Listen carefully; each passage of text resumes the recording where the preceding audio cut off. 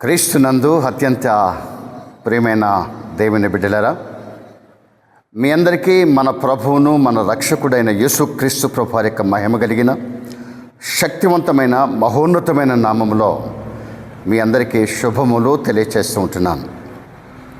ఈరోజు మనం మొదటి కీర్తనలో ఉన్నటువంటి భాగాన్ని ధ్యానం చేద్దాం. మొదటి కీర్తనలో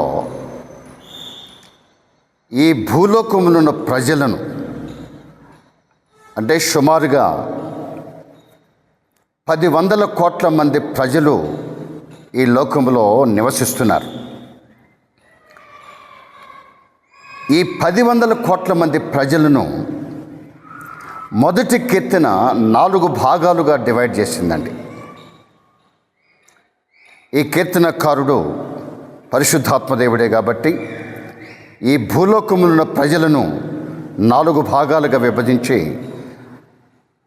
చూడమని మనకి బోధిస్తూ ఉంది. వీరిలో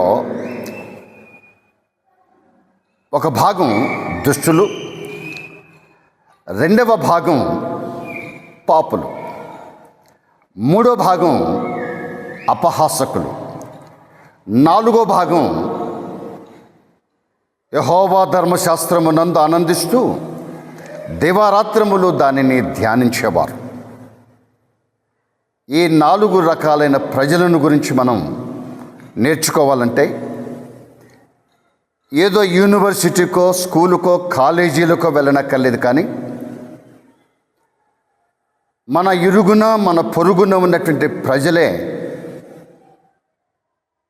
ఈ 4 భాగాల్లో ఉన్నటువంటి ప్రజలుగా ఉన్నారు. వారి మధ్యలోనే మనం జీవిస్తున్నాం.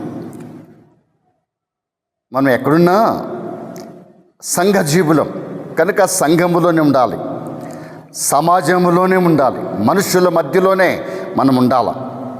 కనుక ఈ మనుషుల మధ్యలో మనం జీవిస్తున్న మనం ఎవరు దుష్టులో, ఎవరు పాపులో, ఎవరు అపహాసకులో మనకు తెలియాలి, తెలుసుకోవాలి. తర్వాత ఎవరు నీతిమంతులో, ఎవరు ధర్మశాస్త్రమునందు ఆనందిస్తూ దివారాత్రములు దానిని ధ్యానిస్తున్నారో మనం గ్రహించాలి. ఈ గ్రహింపు మనకి కావాలి అనంటే దేవుని ఆత్మ చేత మనం నడిపించబడాలి. దేవుని ఆత్మను మనం పొందుకోవాలి. దేవుని ఆత్మలో మనం విలీనమై ఉండాలి. దీనికి కారణం ఏంటంటే మెడిటేషన్, ధ్యానం. మనం ఒక డివోట్గా తయారవ్వాలి. మన మనస్సు, మన హృదయం, మన అంతరంగం అన్నీ కూడా పరిశుద్ధాత్మకు లోబడి జీవించాలి.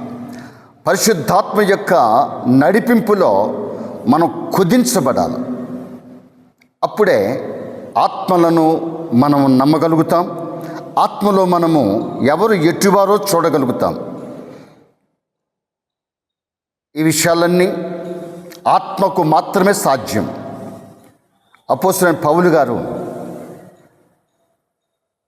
కొరింథీ సంఘానికి మొదటి ఉత్తరాన్ని రాస్తూ ఏమన్నాడంటే 12వ అధ్యాయంలో చాలా స్పష్టమైన వివరణ ఇస్తూ, మీరు చదవండి 12వ అధ్యాయం అంతా కూడా. ఆత్మ ఒక్కడే ఈ కార్యములన్నీ చేస్తారని చెప్తూ ఆత్మల వివేచన వరాన్ని కలిగి ఉండండి అని కూడా చెప్పారు.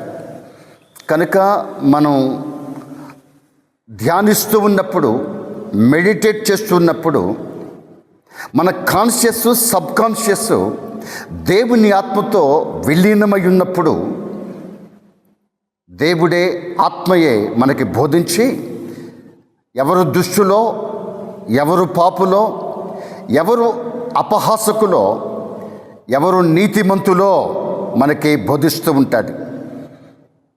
కనుక దేవుని ఆత్మ చేత మనం నింపబడినప్పుడు జాగ్రత్త వహించుంటాం. ఆత్మ మనకి బోధిస్తూ ఉంటారు. ఆత్మ చేత మనం నడిపించబడుతూ ఉంటాం. కనుక మనం ఏ తప్పు త్రోవలో నడవనివ్వడు దేవుడు. పరిశుద్ధాత్ముడు మనల్ని నడవనివ్వరు.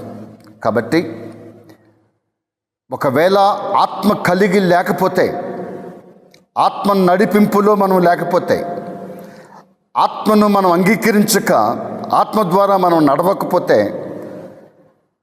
ఈ శరీర సంబంధులైన మనుషులు నీకు నష్టాన్ని కలుగజేస్తారు, కష్టాన్ని కలుగజేస్తారు, నీ జీవితాన్ని పాడు చేస్తారు, నీ బ్రతుకుని చిందరవందరగా చేస్తారు. మనం సంపాదించుకున్నటువంటి సంపాదన కావచ్చు, అయితే మన ఆస్తి కావచ్చు, మన సిరి సంపదలు కావచ్చు, దోచుకు తింటారు. కనుక ఆత్మల వివేచన వరాన్ని కలిగి ఉండి పరిశుద్ధాత్మని యొక్క నడిపింపులో మనమందరం ముందుకు సాగిపోదాం. ఇది క్రైస్తవులకు మాత్రమే కాదండి, క్రైస్తవేతరులు కూడా ఆత్మచేతనే నింపబడి ఉండుట ద్వారా జాగ్రత్త వహిస్తాం, ముందు చూపు కలిగి ఉంటాం, భవిష్యత్తును గురించిన ఆలోచన గమ్యాన్ని మనం కలిగి ఉంటాం. కనుక ఎప్పుడు ఆత్మపూర్ణులై ఉండండి. మీరందరూ ఆత్మపూర్ణులై దేవుడిచ్చు నడిపింపులో మీరందరూ సాగి ముందుకు వెళ్ళుదురుగాక. ఆమేన్.